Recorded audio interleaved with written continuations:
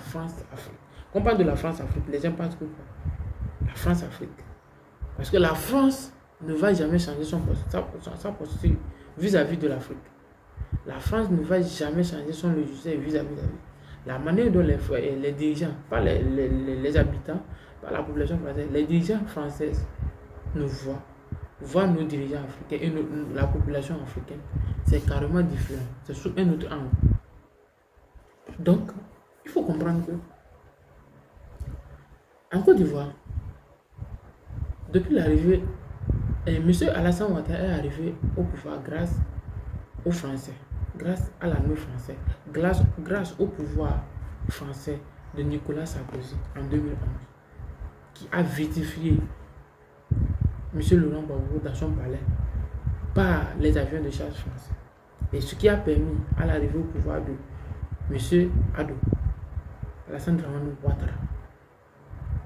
Donc, Ouattara est arrivé au pouvoir grâce à cet conflit entre lui et Laurent Gbagbo sur la victoire,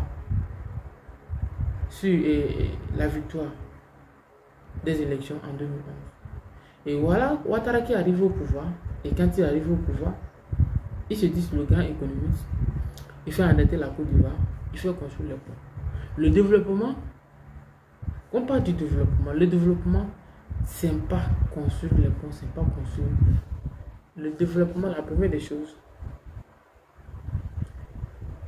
c'est dans l'humain, l'éducation.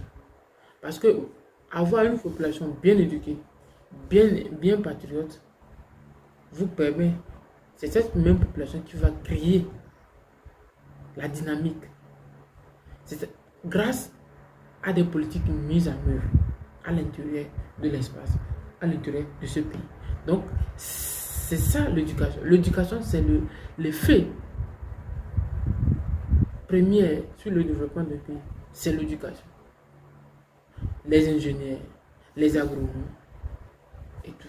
Les grands, les banquiers, beaucoup de personnes, les gens qui travaillent, des grands-pères, des docteurs, des dentistes, des infirmiers,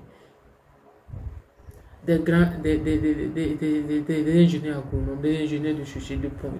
Et lorsque vous avez une éducation calquée sur ces gens de trucs, votre pays va se développer à une vitesse éclairée. Prenez l'exemple de la Chine et prenez l'exemple des 4 dragons de l'Asie du Sud-Est. Et venez encore sur l'Iran. L'Iran est devenu l'un des plus grands formateurs d'ingénieurs au monde, même devant la France, devant beaucoup de pays européens. Pourquoi? Parce que l'Iran sait que à partir de cette stratégie, même à partir de ça, peut se développer. Et l'Iran devient un pays très développé. En Iran, on produit tout.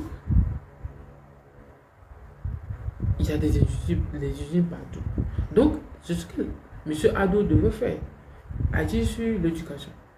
Mais Ouattara est arrivé au pouvoir. Comme il est arrivé au pouvoir et il doit son pouvoir à la France, fait tout pour rester au pouvoir.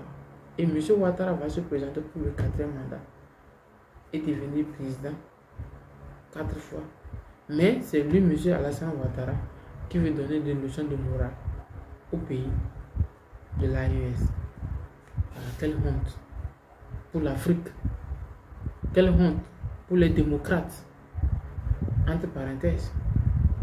La démocratie, s'il s'agit de ça, alors Ouattara va se présenter. Il n'y a pas à dire parce que dans le RHDP, il n'y a personne qui peut remplacer Ouattara. Il n'y a personne parce que quoi? Tout le monde a peur de Ouattara. C'est pas qu'il n'y a pas personne. Tout le monde a peur de Ouattara. Et sa femme, à cause de quoi? Sa femme, Dominique Ouattara. Dominique Ouattara, c'est à cause d'elle. Donc, la Côte d'Ivoire est prise en otage. Personne ne peut pas parler. Monsieur Laurent Gbagbo ne peut rien faire parce qu'on l'a supprimé carrément sur la liste électorale. On ne va jamais lui donner même l'opportunité de se présenter comme un député ou quelque chose. Voilà. De voter même. Donc, voilà la réalité. C'est ce qui se passe en Côte d'Ivoire. Qu'est-ce qui se passe en Côte d'Ivoire? C'est ça. Ouattara va se présenter et il va gagner les élections. Ouattara n'est pas une démocrate pour donner des leçons de morale au pays de l'AIS. Non. Il n'a qu'à laisser M. Ouattara.